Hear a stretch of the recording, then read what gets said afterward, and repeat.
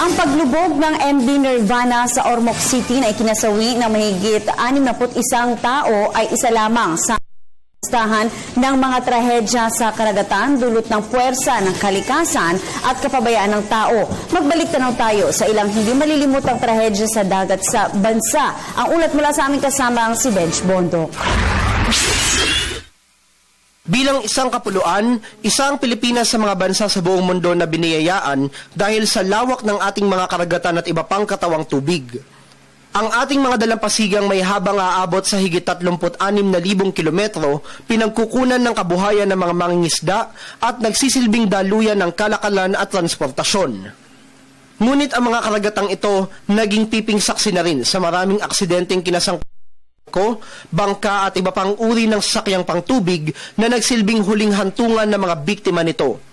Agosto 2013, 116 na pasahero ang nasawi sa banggaan ng MV St. Thomas Aquinas at ng cargo ship na MV Sulpicio Express 7 sa karagatan ng Cebu. Lumabas sa investigasyon ng Special Board of Marine Inquiry na ang cargo ship ang nasa maling direksyon. Nagpadala ng mensahe ang MV St. Thomas Aquinas sa kapitan ng MV Sulpicio Express 7, ngunit hindi umano ito sumagot. Tinangka ng mga crew ng MV St. Thomas Aquinas na mamahagi ng life vest sa mga pasahero, ngunit ilang minuto lang matapos ang banggaan, tuluyan ng lumubog ang barko. Hunyo 2008, lumubog naman ang MV Princess of the Stars sa karagatan ng Romblon dahil sa hagupit ng bagyong Frank. Higit 400 pasahero ang patay sa naturang trahedya. Buwan ng binilang bago ma-recover ang marami sa mga bangkay mula sa lumubog na barko.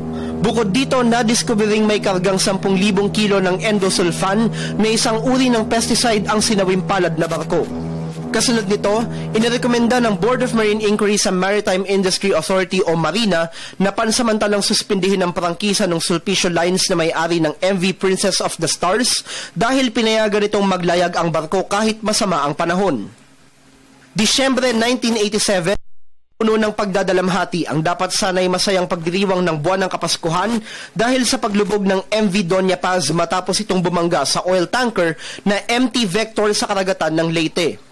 Ang banggaan sinundan ng isang pagsabog na ikinasawi ng higit 4,000 pasahero.